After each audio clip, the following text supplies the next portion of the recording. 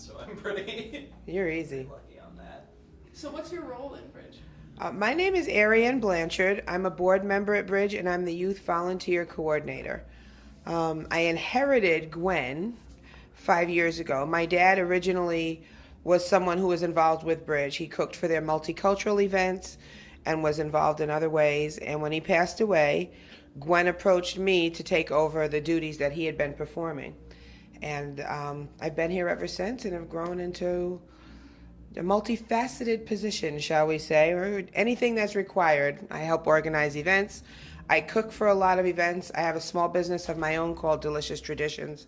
So I provide a lot of the desserts and refreshments and lunches that goes along with Bridge events, as well as cooking dinners for the dinners that we've held over the years. One of my favorite things to do is to cook for the camp that you just heard the girls talk about. It's a wonderful experience.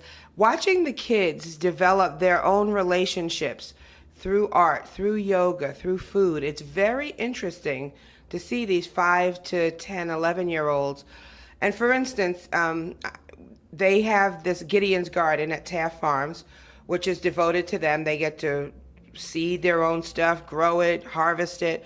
And then they would bring me boxes, so proud, boxes of tomatoes and cucumbers and things they've grown. And I have to incorporate all this into their daily lunches and their snacks. So one day, avocados was something that we had going on. And to hear a 7-year-old whose family is Latino and they eat avocados for breakfast like we eat oranges and apples, they eat avocados. To hear him explain to children of another culture about avocados and the importance of them and the different ways you could eat them, it was the most marvelous and rewarding experience for me. And then 2 days later, there's other kids explaining something different, and to hear them share, that's what cultural competency is all about. It wasn't about making fun, well, ew, you eat that. It was like, my mom eats this and she cooks it this way and I like it with salt, and my brother eats it this way, and you can have it for dinner, you can have it for breakfast. And the kids were totally enthralled with his lesson. And then a few days later, you got other kids talking about string beans, and how they help their moms pop string beans, and all these different cultures and different food experiences they could share together, as well as a lot of others. So that's my favorite age group, I think, that, and then working with the teenagers. The teenagers is a little harder because they are going through a lot of times some kind of negative experience that brings us together.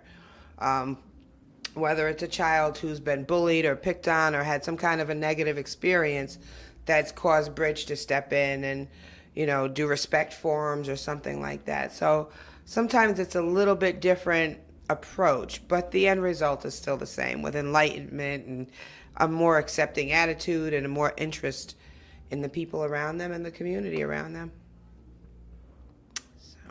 What are your hopes for the future of Bridge? I have so many.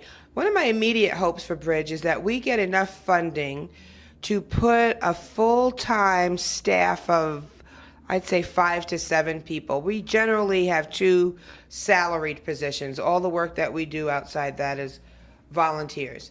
And they're volunteers from all over the community, all kinds of backgrounds, clergy, education, nonprofit, law enforcement, you name it. But I would like to see Bridge grow to the point where we can actually have 5 to 7 full-time staff, making these things run a little bit smoother. We, I think, perform miracles on a shoestring, and we're proud of that. And it's done great, but we'd like to see us, we'd like to be able to stabilize and really lock into some of this stuff. And I'd like for us to have a building of our own so that we have a permanent home. We've moved twice now. We're going to have to move again at the end of June, I believe.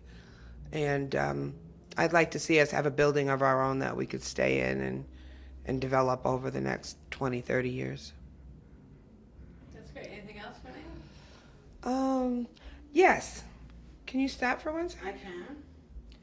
I have a quote that I found that I thought was really applicable to tonight.